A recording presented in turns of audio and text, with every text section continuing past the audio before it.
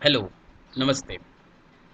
I am Dr. Baldev Kakade, working as an assistant professor in commerce at MB Patel College, Sakoli. Welcome to you all in first virtual class on Business Finance 2, Unit 3, Dividend Policy to become final year, fifth year student. Um, Dividend policy. What actually dividend is? Dividend is a part of the profit which is distributed among shareholder. Uh, Company every year pays the dividend to the both type of equity shareholder that may be a that both type of shareholder that may be a equity shareholder or preference shareholder. So what actually dividend is there are some definition of dividend. First definition as per Chartered Accountant of India, Institute of Chartered Accountant of India, dividend is the distribution to the shareholder out of profit or the reserve available for this purpose. Another definition is dividend is that portion of the profit which we distribute among the real owner of the company, means to the shareholder of the company. Likewise manner, when we deposited in any fixed deposit in the bank, what return we get, that is dividend. Likewise, when we deposited our money, when we invested our money in the equity share or the preference share or in the share market, then whatever the return get to the shareholder, this is called as dividend. Equity shareholder getting the fluctuating rate of dividend, whereas preference shareholder are getting fixed rate of dividend. Meaning of retained earning. Normally dividend is giving by the company out of the earning what available with the company, EPS of the company. So out of the earning, some portion is distributed among the shareholder, this is called as dividend, and some portion is not distributed, company kept with us, this is called as retained earning. So meaning of retained earning is that the part of the profit, means the part of the earning which is not distributed among shareholder, this is called as retained earning, and this is retained earning kept with the company for the future expansion, future growth, future diversification for the company uses this fund internally. uh, Dividend valuation model normally broadly divided into two area: relevance model of dividend decision and irrelevance model of dividend decision. First model, relevance model of dividend decision, include two model, that is Walter model and Jordan model. Relevance model means if due to decision of dividend, if market price of the company is getting affected, market price of the company getting changed, some impact on the market price due to dividend policy decision, then this is called as the relevance model.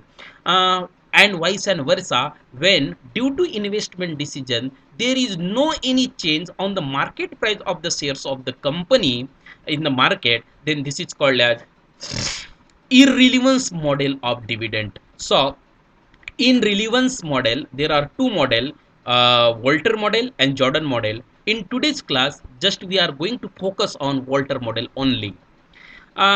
So this is the first relevance model of dividend decision, Walter model. This model is proposed by Professor James E. Walter. While proposing this model, he compared the two things, that is R and K. R means return on investment, whatsoever return we make and what we earn on this is called as return, this is called as R.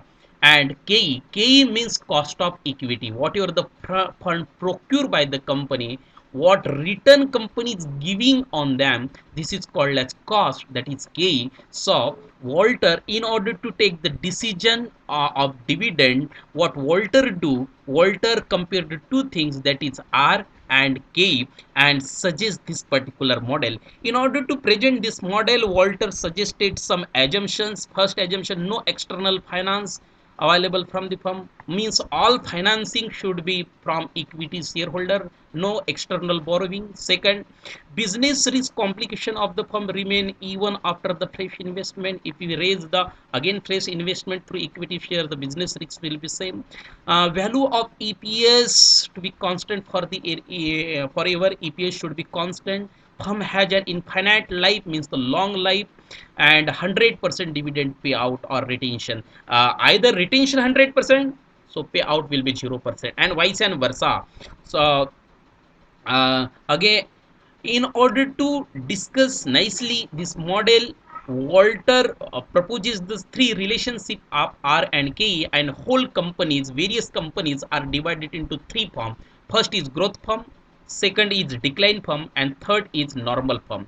So first is growth firm. So what type of firm will be growth firm? When R is greater than K, then this firm will be called as growth firm, means return is more than cost of capital, means that will be the green signal, good signal for the company. So such type of company's credit worthiness is very good. So such type of company is not giving any dividend, so market price will not be affected. So that's why such type of company, means growth firm, should not pay any dividend, means 100% retention should be there, means dividend payout should be a 0% and retention should be a 100% for growth type of firm. Another type of firm, that is decline firm, vice and versa. When R is less than K, means return is less but cost is more, so such firm is called as decline firm. And decline firm credit worthiness in the market is very less. So in order to earn the credit worthiness in the market, such type of company, in order to hold the trust of the investor, such type of company should be the 100% of dividend and retain 0%. Third type of the company, normal firm, when R is equals to KE, so this will be this will be the decision of the company should pay the dividend or not, because such type of companies are equals to KE, such type of company is called as normal firm. In short, when R is greater than K, this firm is called as growth firm. That company should pay a 0% dividend, 100% retention. R is less than K, decline firm. This firm should pay 100% dividend, 0% retention. When R equals to K, indifference. Decision will be of this particular company should pay the dividend or not.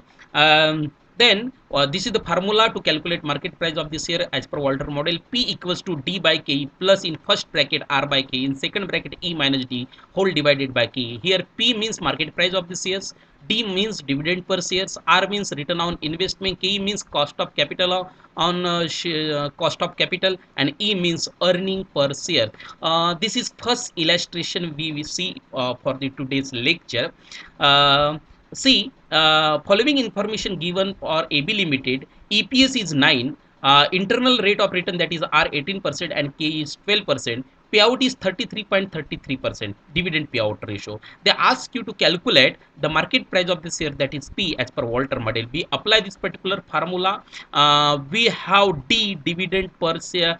We have EPS, that is 9, and dividend payout ratio is 33.33. We will calculate dividend per share. So 9 into 33.33%, so D will be 2.999, means near about 3. So we put all the values over here. P equals to 2.997, near about 3, divided by 0.12, that is K. In first bracket 0.1